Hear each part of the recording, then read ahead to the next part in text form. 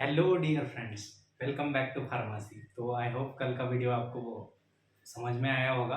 अगर कोई डाउट है उस वीडियो से रिलेटेड तो आप कमेंट सेक्शन में लिख सकते हैं, है ना। तो मैंने कल पार्ट वन समझाया था, मतलब आधा हमारा बच गया था। मैंने जैसे समझाया आपको कि क्या प्रॉब्लम आती है मेरे साथ, तो आज है उसका पार्ट टू वीडियो का। तो हमने जहाँ से कल छोड़ा था उस वहीं से हम लोग स्टार्ट करते हैं ना। तो लेट्स गेट स्टार्टेड। तो अमाइनो एसिड की फिजिकल प्रॉपर्टी से, है ना, हम अमाइनो एसिड पे वहां पर एंड किया था। I think classification of amino acid वहां पर हमने एंड किया था। अब हम आगे देखने वाले हैं अमाइनो एसिड की प्रॉपर्टीज, है ना। अब दो टाइप की प्रॉपर्टीज एक्चुअली फार्मा में स्टडी की जाती है। एक होती है फिजिकल प्रॉपर्टी और दूसरी होती है आपकी केमिकल प्रॉपर्टी। तो what is the physical properties of amino acid? तो पहली फिजिकल प्रॉपर्टी है कि सॉल्युबिलिटी, है ना। फिजिकल प्रॉपर्टी इंक्लूड्स उसके फिजिकल कैरेक्टरिस्टिक। सॉल्युबिलिटी हो गया, melting point, boiling point, taste, colour, order, these are the physical properties. And chemical properties is कि उसका रिएक्शन किसके साथ हो सकता है ना, या कुछ कौन सी रिएक्शन वो देता है, that includes under chemical property, है ना। नेम इंडिकेट कर रहा है केमिकल रिएक्शन, है ना। केमिकल प्रॉपर्टी मतलब केमिकल रिएक्शंस उससे कौन सी हो रही है या किस केमिकल रिएक्शन में वो इन्वॉल्व हो रहा है, that comes under your chemical properties. So let's get back to the physical properties. तो सॉल्युबिलिटी जो है, अमाइनो एसिड की सॉल्युबिलिटी जनरली पानी में होती है, वाटर में वो सॉल्युबल होता है और ऑर्गेनिक सॉल्वेंट में इनसॉल्युबल होता है। अब आपको ऑर्गेनिक सॉल्वेंट शायद आपने केमिस्ट्री में पढ़ा होगा या ऑर्गेनिक केमिस्ट्री में या इनऑर्गेनिक केमिस्ट्री में पढ़ा होगा, नहीं पढ़ा होगा। तो ऑर्गेनिक सॉल्वेंट किसको किसको बोला जाता है? जनरली ऑर्गेनिक जो सॉल्वेंट है वो इंक्लूड करता है आपका HCl हो गया, ईथर हो गया, पेट्रोलियम ईथर हो गया, अल्कोहल हो गया, क्लोरोफॉर्म हो गया। This are the organic solvent जिसके अंदर हम सॉल्युबिलिटी, जब हम सॉल्युबिलिटी चेक का स्टडी करते हैं या किस में वो अगर हम अननोन कंपाउंड है उसका स्टडी करना है हमको, तो सॉल्युबिलिटी का, तो हम स्पेसिफिकली ये ऑर्गेनिक सॉल्वेंट लेते हैं अलग अलग, और इनमें सब में उसकी सॉल्युबिलिटी हम चेक करते हैं। तो इसकी सॉल्युबिलिटी जनरली पानी में है। अमाइनो एसिड पानी में घुलता है, बाकी किसी भी ऑर्गेनिक सॉल्वेंट में वो घुलता नहीं है। देन उसके बाद उसका मेल्टिंग पॉइंट, तो ये हायर मेल्टिंग पॉइंट प्रोडक्ट होते हैं अमाइनो एसिड। ये बहुत ज्यादा हायर टेम्परेचर पे ही मेल्ट होते हैं ना। तो इसका टेम्परेचर है अराउंड 200 डिग्री के ऊपर। जब 200 डिग्री के ऊपर टेम्परेचर रहेगा तभी वो मेल्ट होंगे। देन नेक्स्ट है दैट इज टेस्ट। तो ये लोग उसमें से कुछ होते हैं, कुछ स्वीट भी होते हैं, कुछ टेस्टलेस भी होते हैं, कुछ बिटर भी होते हैं, और किसी को एज अ फ्लेवरिंग एजेंट भी यूज किया जाता है ना। तो जनरली जो स्वीट है वो है ग्लाइसिन, एलेनाइन और वैलिन। ये जो वो है अमाइनो एसिड, ये स्वीट इन टेस्ट होते हैं। उसके बाद जो टेस्टलेस होता है leucine, leucine is a tasteless amino acid. Then bitter amino acid that is arginine, है ना। आरजी प्रेक करके एक जो सैचेट आता है ना। तो वो है अपना जो मसल बिल्डिंग के लिए यूज करते हैं जनरली बॉडी बिल्डर्स बोलो या जिम ट्रेनर्स जो बोलो, या जो जिम जाते हैं वो लोग ये आर्जिनिन का सैचेट लेते हैं, पानी में घोल के पीना पड़ता है रोज। आरजी प्रेग करके आता है। तो आर्जिनिन वो जो होता है वो बीटर होता है। देन उसके बाद आइसोल्यूसिन जो है वो भी बिटर है। देन उसके बाद मोनो सोडियम ग्लूटामेट, ये तो नाम आप लोगों ने MSG करके सुना होगा, या अगर ये भी नहीं सुना होगा तो आपने अजीनोमोटो नाम तो सुना ही होगा। 101% अजीनोमोटो नाम सुना होगा। तो Ajinomoto it is use as a flavouring agent, है ना। तो टेस्ट को इनहांस करने के लिए हम लोग अजीनोमोटो का यूज करते हैं। जहाँ जितना भी खाना रेस्टोरेंट में बनता है सब जगह अजीनोमोटो का यूज किया जाता है। इट इज मतलब फ्लेवरिंग एजेंट के हिसाब से तो वो बेनिफिशियल है, लेकिन उसके और भी हजार्डस इफेक्ट है ना। तो वो हम कभी और देखेंगे। देन नेक्स्ट है ऑप्टिकल प्रॉपर्टीज। अब ऑप्टिकल प्रॉपर्टीज क्या? ऑप्टिकल प्रॉपर्टीज मतलब मतलब कोई भी ऐसा सब्सटेंस जो प्लेन पोलराइज लाइट को बेंड करे या उसको चेंज करे, उसका रोटेशन को चेंज करे, that called as a optical isomerism, या बोलो या ऑप्टिकल रोटेशन का जो फिनोमिनन है उसको वो डिफाइन करता है। अब प्लेन पोलराइज लाइट क्या? तो जो मोनोक्रोमेटिक होता है और एक पॉलीक्रोमेटिक होता है। तो ये जो लाइट अभी दिख रही है दैट इज पॉलीक्रोमेटिक। और मोनोक्रोमेटिक बोले तो आपका जो लेजर लाइट होता है ना, जो एक ही डायरेक्शन में चलता है उसको बोलते हैं मोनोक्रोमेटिक। तो ऐसे लाइट को बेंड करने का, चाहे वो लेफ्ट साइड बेंड करे या राइट साइड बेंड करे, उसको बोलते हैं हम आपका ऑप्टिकल रोटेशन, है ना। तो उससे रिलेटेड ही प्रॉपर्टी है। तो एक्सेप्ट ग्लाइसिन, एक ऐसा अमीनो एसिड है ग्लाइसिन, उसको छोड़ के जितने भी है सब वो आइसोमर बनाते हैं। अब आइसोमर क्या? तो ऐसा मॉलिक्यूल जिसका सेम मॉलिक्यूलर फार्मूला हो एज ऑफ वन ड्रग, लेकिन उसका जो स्ट्रक्चरल अरेंजमेंट हो वो डिफरेंट हो, है ना। जिसका फॉर एग्जांपल हम अगर ग्लूकोज और फ्रुक्टोज की बात करते हैं तो वो दोनों एक दूसरे के आइसोमर, लेकिन अगर हम फंक्शनली देखा जाए तो उसमें फंक्शन में एक जगह फंक्शनल ग्रुप चेंज होता है ना। तो उसी की तरह आइसोमर होते हैं जिनका फॉर्मूला, जो मॉलिक्यूलर फॉर्मूला रहेगा वो सेम रहेगा, लेकिन जो अगर हम उसका स्ट्रक्चरली स्टडी करें तो वो अलग अलग हमको दिखेंगे। ठीक है, तो वो है ग्लाइसिन के अलावा बाकी सब जो है वो आइसोमर फॉर्म करते हैं। देन नेक्स्ट है केमिकल प्रॉपर्टीज। अब मैंने फिजिकल तो समझा दिया कि ये फिजिकल अपीयरेंस से रिलेटेड था, अब केमिकल अपीयरेंस से रिलेटेड तो हमने कल पढ़ा था कि amino acid contains two group majorly, that is NH3 group and COOH group, बराबर। तो दोनों केमिकल रिएक्शंस परफॉर्म करने के लिए या केमिकल रिएक्शन में इन्वॉल्व होने के लिए दोनों रिस्पॉन्सिबल रहते हैं। तो पहले सबसे पहले हम देखते हैं कार्बोक्सिलिक एसिड का रिएक्शन, है ना। तो पहला है it form salt with base, है ना। अब बेस के साथ वो साल्ट फॉर्म करेगा, है ना। तो ये देखो केमिकल रिएक्शन में ऐसे समझा देता हूँ। COONA ये हो रहा है आपका साल्ट फॉर्म, है ना। तो फॉर एग्जांपल अगर लेते हैं हम COOH प्लस NaCl लेते हैं फॉर एग्जांपल, है ना। तो एक HCl बन जाएगा प्लस ये Na यहाँ आ जाएगा, तो ये हो गया आपका Na, तो ये बन गया सोडियम साल्ट, है ना। तो इस तरीके का साल्ट फॉर्मेशन रिएक्शन ये परफॉर्म करता है COOH के साथ, मतलब बेस के साथ। तो ये जो हो गया, ये NaCl बेस नहीं एक्चुअली, सॉरी, यहाँ NaOH आना चाहिए ना, NaOH। तो ये H2O फॉर्म करेगा, H2O फॉर्म करेगा और ये Na इधर अटैच हो गया, तो ये COONA, that is the your salt. Then उसके बाद COOR ईस्टर फॉर्म करता है अल्कोहल के साथ। अब अल्कोहल का एग्जांपल ले लिए, तो ये होगा COOH प्लस CH3OH। कौन सा है अल्कोहल? प्राइमरी अल्कोहल, क्या नाम है इसका? मिथेनॉल, है ना। देन ये फॉर्म करेगा वाटर और ये CH3 लग जाएगा यहाँ, है ना। तो ये रिएक्शन बन जाएगी, या प्रोडक्ट जो है वो बन जाएगा आपका COO बॉन्ड CH3, है ना। और H2O बाहर निकलेगा, बराबर है। HOH के साथ रिएक्ट होके, तो ये COOR, R मतलब मिथाइल ग्रुप होता है, यहाँ जैसे R रिप्रेजेंट कर रहा है, ये रिप्रेजेंट कर रहा है आपका मिथाइल ग्रुप, है ना। यहाँ मिथाइल ग्रुप है, अगर C2H5 रहता तो इथाइल ग्रुप। तो इस तरीके की रिएक्शन ये या ईस्टर फॉर्मेशन करता है किसके साथ? आपके अल्कोहल के साथ। देन डीकार्बोक्सिलेशन रिएक्शन, है ना। डीकार्बोक्सिलेशन मतलब कार्बन डाइऑक्साइड का बाहर होना, है ना। तो देखो ये अमाइनो एसिड है, ये अमाइनो एसिड रिएक्ट होता है और फॉर्म करता है आपका करस्पॉन्डिंग अमाइनो एसिड और CO2, कार्बन डाइऑक्साइड यहाँ से क्या होगा? रिलीज होगा, ये CO2 निकल गया, NH3 बचेगा और यहाँ पर सिर्फ CH3 बचेगा, है ना। तो इस टाइप का जो रिएक्शन है ये आता है आपका COOH का। देन उसके बाद देखते हैं अमाइड का रिएक्शन, है ना, रिएक्शन विद अमाइड। तो NH3 पॉजिटिव, मैंने कल बताया था, ये क्या होते हैं? चार्ज एटम होते हैं ना। कल मैंने बताया था कि हमेशा ये चार्ज फॉर्म में ही आपको प्रेजेंट मिलेगा। तो ये एक्ट करता है बेस के साथ और हाइड्रोक्लोरिक एसिड के साथ टू फॉर्म अमोनियम क्लोराइड या अमोनियम साल्ट जो बोलते हैं उसको, है ना। अमोनियम साल्ट फॉर्म करता है ये बेस के साथ। देन दूसरा रिएक्शन है निनहाइड्रिन, ये बहुत फेमस रिएक्शन है निनहाइड्रिन के साथ। Amino acid react with ninhydrin, it will form keto acid, amide form कर अमोनिया फॉर्म करता है, उसके बाद कार्बन डाइऑक्साइड फॉर्म करता है, देन हाइड्रिनडेटिन, है ना, हाइड्रिनडेटिन फॉर्म करता है। हाइड्रिनडेटिन मतलब क्या?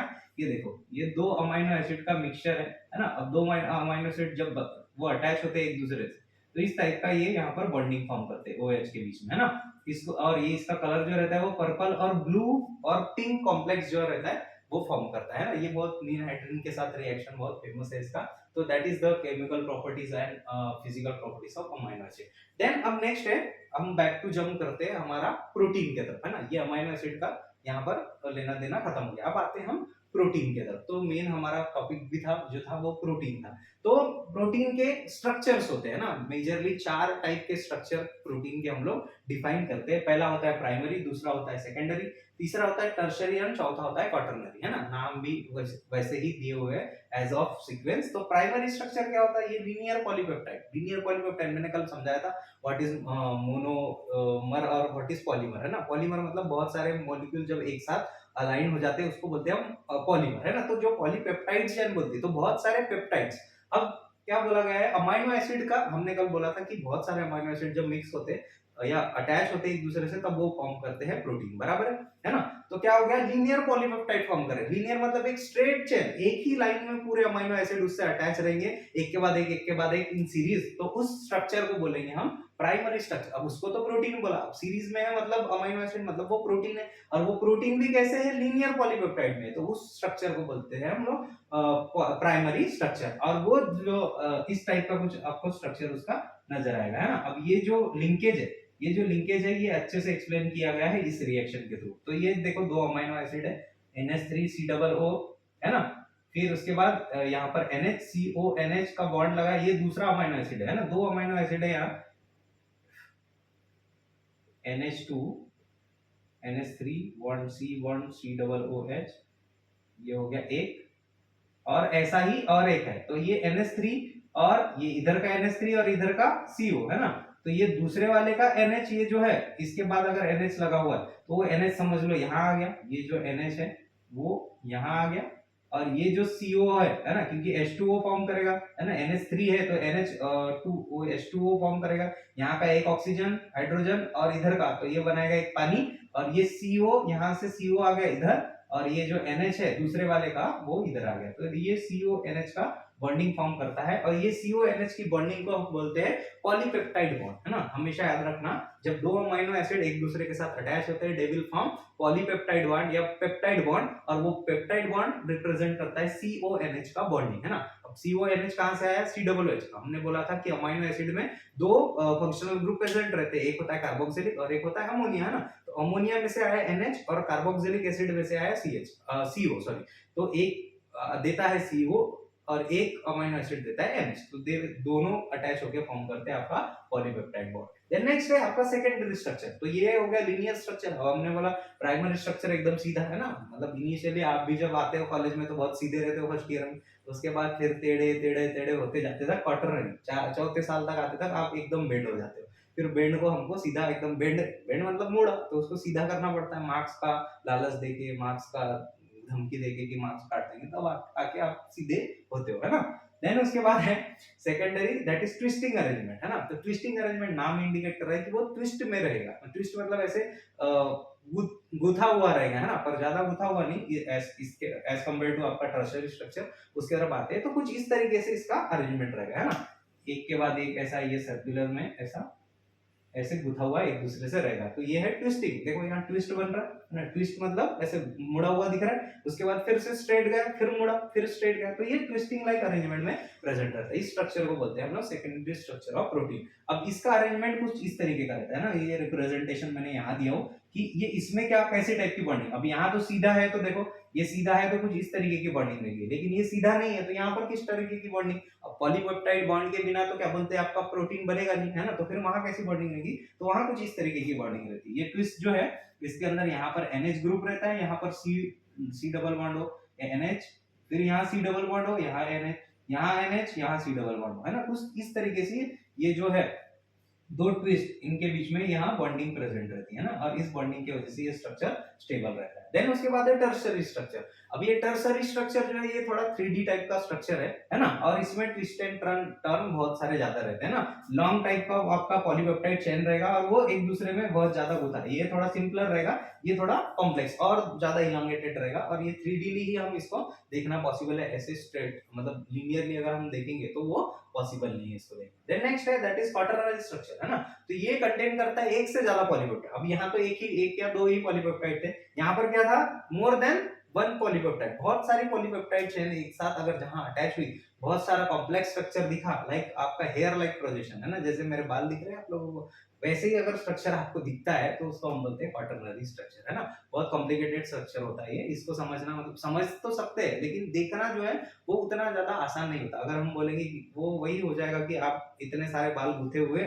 और उसमें से एक बाल को आपको सेपरेट करना है, सेपरेट आउट करना है ना, तो उस तरीके की कंडीशन आपको यहाँ पर देखने मिलेगी। तो ये हो गया आपका स्ट्रक्चर ऑफ प्रोटीन, है ना, तो जो चार टाइप के होते हैं। देन नेक्स्ट है प्रॉपर्टीज ऑफ प्रोटीन, जैसे अमीनो एसिड की प्रॉपर्टी है वैसे ही प्रोटीन की भी प्रॉपर्टी है ना, प्रोटीन का अलग से प्रॉपर्टी है, ऐसा नहीं है कि अमीनो एसिड की प्रॉपर्टी और इसकी प्रॉपर्टी अलाइन करती है, नेवर, है ना, क्योंकि वो क्या है एक की बात कर रहे थे हम, अमीनो एसिड एक होता है, एक की बात कर रहे थे हम, यहाँ है अमीनो एसिड का मिक्सचर, तो हर अलग अलग रंग बिरंगे आएंगे और उनका अलग अलग कैरेक्टर दिखाएंगे, तो वैसे ही यहाँ पर है ना। तो प्रोटीन अब वहां क्या था, वो पानी में सॉल्युबल थे, अब ये क्या है, ये भी वाटर में सॉल्युबल है, मिसिबल बोल सकते हैं, सॉल्युबल नहीं बोल सकते क्योंकि ये क्लाउडी सॉल्यूशन या कोलाइडल सॉल्यूशन फॉर्म करते हैं due to that high molecular weight. Protein जो होते हैं वो हायर मॉलिक्यूलर वेट कंपाउंड होते हैं ना, जिनका मॉलिक्यूलर वेट बहुत ज्यादा होता है। अब मॉलिक्यूलर वेट मतलब क्या, घनत्व था, है ना, या वेट बोल सकते हैं, उनका वेट, है ना, जैसे हमारा कुछ वेट होता है, जितना मोटा आदमी उतना ज्यादा वेट, जितना पतला आदमी उतना कम वेट, तो प्रोटीन तो ऐसे ही मोटा है, क्यों मोटा है, क्योंकि it contain large amount of amino acid, बहुत सारे अमाइनो एसिड मिलके ही एक प्रोटीन बना है ना, तो ऑब्वियसली वो मोटा ही होगा, सबको खा के मोटा हुआ है, तो इसीलिए इसका मोलिकुलर वेट जो रहेगा वो थोड़ा ज्यादा रहेगा, है ना। तो वो रहेगा कितना, अराउंड 4000 से 440,000 तक, या 4,40,000 तक इसका मॉलिक्यूलर वेट रह सकता है। देन उसके बाद इसका शेप, तो तीन टाइप के मेजरली शेप होते हैं इसके अंदर। एक होता है ग्लोबुलर, लाइक इंसुलिन, इंसुलिन आपने पढ़ा होगा या नहीं पता नहीं, सुना होगा। तो ग्लूकोज का मेटाबॉलिज्म, हमारे बॉडी में जो भी हम ग्लूकोज का कार्बोहाइड्रेट इंगल्फ करते हैं, उसका ब्रेकडाउन का काम, नेचुरली जो ब्रेकडाउन का काम है बॉडी में, वो करता है इंसुलिन। तो जो उसका स्ट्रक्चर जो रहता है वो रहता है सर ग्लोबुलर, है ना, सर्कुलर या ग्लोबुलर जो स्ट्रक्चर है, ग्लोब्यूल्स लाइक स्ट्रक्चर, ग्लोबुल पानी की बूंद का जो स्ट्रक्चर है उस टाइप का जो स्ट्रक्चर रहेगा, दैट इज आपका इंसुलिन का रहेगा। देन नेक्स्ट है ओवल शेप। अब ओवल बोले तो ऐसा अंडाकृति, है ना, तो ये एल्ब्यूमिन जो होते हैं, एग एल्ब्यूमिन आपने नाम सुना होगा, या सीरम एल्ब्यूमिन आपने नाम सुना होगा, है ना। अब एल्ब्यूमिन क्या होता है, ये डिस्ट्रीब्यूशन में हेल्प करता है ना, सबसे बड़ा डिस्ट्रीब्यूटिंग फैक्टर है। जब खाना खाते हैं तो खाना एब्जॉर्ब होके या उसके न्यूट्रिएंट एब्जॉर्ब होके कहाँ जाते हैं, ब्लड में। तो ब्लड से पूरे बॉडी में आपके न्यूट्रिएंट्स को सप्लाई करने का, या ड्रग को, हम जो भी दवाइयां खाते हैं उसको पूरी बॉडी में सर्कुलेट करने का काम रहता है ब्लड का, लेकिन उसमें हेल्प करता है आपका albumin. By binding with that drug or binding with that nutrient, they will bind it and carry forward it to wherever they need it, है ना। हमारी बॉडी में जहां भी उसको जरूरत है, जिस भी बॉडी के पार्ट को जरूरत है, वहां पर पहुंचाने का काम आपका एल्ब्यूमिन करता है। देन इलोंगेटेड या फाइब्रस स्ट्रक्चर, है ना, लाइक फाइबर का स्ट्रक्चर या हेयर लाइक प्रोजेक्शन जो है, वो उस टाइप का स्ट्रक्चर होता है, तो वो होता है फाइब्रिनोजिन का। अब ये फाइब्रिनोजिन आपने क्लॉटिंग में सुना होगा, क्लॉटिंग, जब ब्लड की क्लॉटिंग होती है तो सेंटरिंग लाइक स्ट्रक्चर, है ना, जैसे हम ये बिल्डिंग बनती है तो हम बिल्डिंग में सेंटरिंग पहले लगाते हैं, उसके ऊपर फिर हमारा जो सीमेंट का मसाला है वो फिर ऐड करते हैं, तो क्या होता है, एक रिजिड सपोर्ट मिल जाता है उस मसाले को सेटअप होने। अब जब वो सेटअप हो जाता है तब ये हम सेंटरिंग निकाल देते हैं।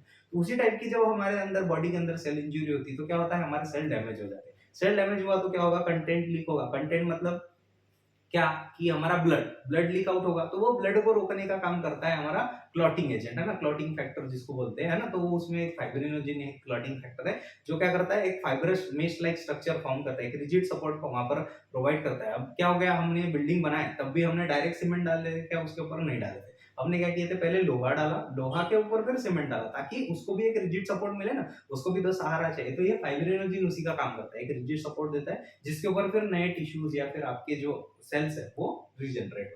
देन नेक्स्ट है क्लासिफिकेशन ऑफ प्रोटीन। अब प्रोटीन को दो क्लासेस में डिवाइड किया गया है ना, ये हो गया इसका प्रॉपर्टीज, इतनी ही उसकी प्रॉपर्टीज है। देन उसके बाद है आपका क्लासिफिकेशन, है ना। फाइबर स्ट्रक्चर बोले तो ये इस टाइप का कुछ स्ट्रक्चर रहेगा, उसको बोलते हैं हम फाइब्रस और इलोंगेटेड स्ट्रक्चर। देन है क्लासिफिकेशन ऑफ प्रोटीन।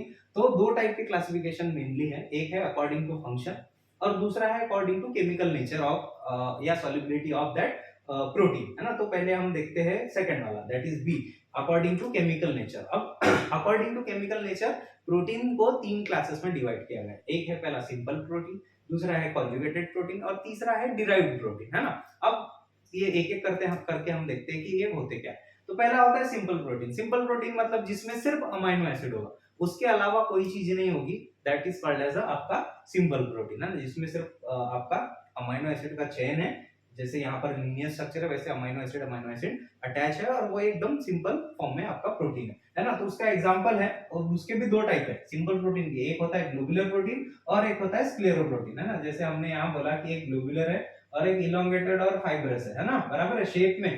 तो ये जो है ग्लोबुलर, वो ग्लोबुलर है इधर, और ये जो इलांगेटेड है या दैट इज उसको स्क्लेरोप्रोटीन भी बोला जाता है, दूसरा नाम उसका स्क्लेरोप्रोटीन या फाइब्रस प्रोटीन भी उसको बोल सकते हैं। तो वो एक पहला नाम से ही समझ में आ रहा है कि वो ग्लोबुलर फॉर्म में प्रेजेंट रहेगा, और स्क्लेरोप्रोटीन जो फाइबर्स के फॉर्म में या फिर ऐसे हेयर लाइक प्रोजेक्शन में प्रेजेंट रहेगा। तो इसका ग्लोबुलर का एग्जांपल है एल्ब्यूमिन, है ना, जो हमारे, मैंने अभी थोड़ा टाइम पहले अच्छा से डिस्क्रिप्शन दे दिया। ग्लोबुलिन ये भी आपके सीरम में प्रेजेंट रहता है। देन उसके बाद है ग्लूटिलिन्स, तो ये जनरली हमको व्हीट से या आपके चावल से, हम जब चावल और गेहूं खाते हैं तो उससे हमको ये ग्लूटेलिन्स मिलता है। प्रोलामिन्स आल्सो सेम।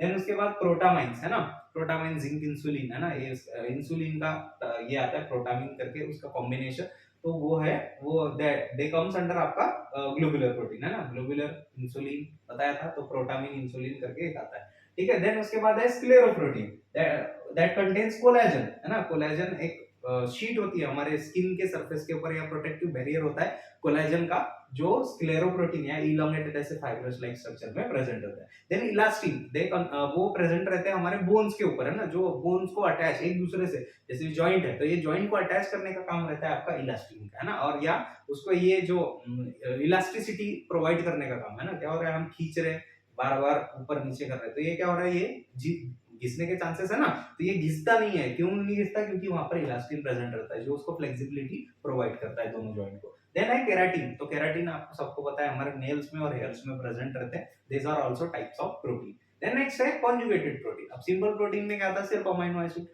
कॉन्जुगेटेड प्रोटीन में अमीनो एसिड के साथ साथ और एक एजेंट रहेगा जिसको हम प्रोस्थेटिक ग्रुप बोलते हैं, जो नॉन प्रोटीन वाइटिब्यू जिसको बोला जाता है, या प्रोस्थेटिक ग्रुप, है ना। ये पूछा जाता है कभी कभी 2 मार्क के लिए आपके एमसीक्यूज में, कि एमसीक्यूज या सिंगल लाइनर क्वेश्चन में, कि व्हाट इज प्रोस्थेटिक ग्रुप। तो प्रोस्थेटिक ग्रुप जो नॉन प्रोटीन वाइटी रहते हैं। अब प्रोटीन मतलब अमीनो एसिड का मिक्सचर, हमने यहाँ बोला कि सिंपल प्रोटीन क्या है, अमीनो एसिड का मिक्सचर है, या lots of amino acid joint to form a protein. लेकिन यहाँ पर क्या है, अमीनो एसिड के साथ साथ कोई अदर ग्रुप भी ज्वाइन है ना, तब वो जाके बना रहा है आपका कॉन्जुगेटेड प्रोटीन, है ना। तो वो जो नॉन प्रोटीन मोइटी है उसको हम प्रोस्थेटिक ग्रुप या आपका कॉन्जुगेटेड प्रोटीन बोलते हैं। देन इसका एग्जांपल है आपका न्यूक्लियो प्रोटीन, है ना, प्रोटीन प्लस न्यूक्लिक एसिड, है ना, दोनों का कॉम्बिनेशन।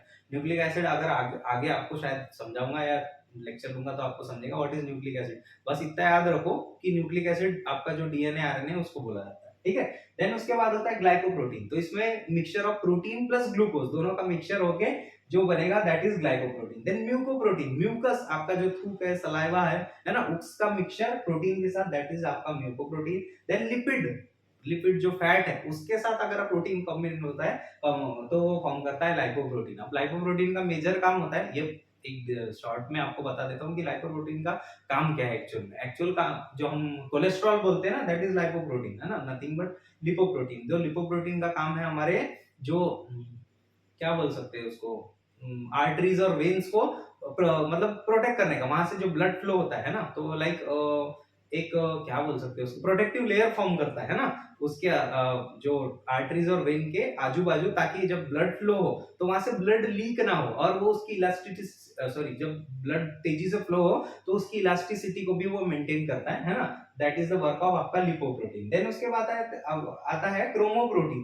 क्रोमो कलर से रिलेटेड है, और ये आता है हीमोग्लोबिन, इसका एग्जांपल है क्रोमोप्रोटीन्स, मतलब जो प्रोटीन के साथ कलर भी इंपार्ट करेगा। हीमोग्लोबिन का कलर आपको पता है क्या रहता है ना, खून का कलर क्या होता है, और वो कौन इंपार्ट करता है ये आपको अच्छे से पता है। देन उसके बाद आता है मेटालोप्रोटीन, तो मेटल प्लस प्रोटीन, प्रोटीन का कॉम्बिनेशन विद मेटल्स, है ना, तो इसमें आता है आपका कार्बोनिक अनहाइड्रेस, एक एंजाइम होता है ना, कार्बोनिक अनहाइड्रेस, तो उसके साथ जिंक जो मॉलिक्यूल है या जिंक जो मेटल है वो अटैच रहता है, तो that is the example of metalloprotein. Then next है डिराइव्ड प्रोटीन। अब ये तो हो गया एक का कॉम्बिनेशन, अमाइनो एसिड का कॉम्बिनेशन, ये हो गया अमाइनो एसिड प्लस आपका प्रोस्थेटिक ग्रुप का कॉम्बिनेशन, बराबर है।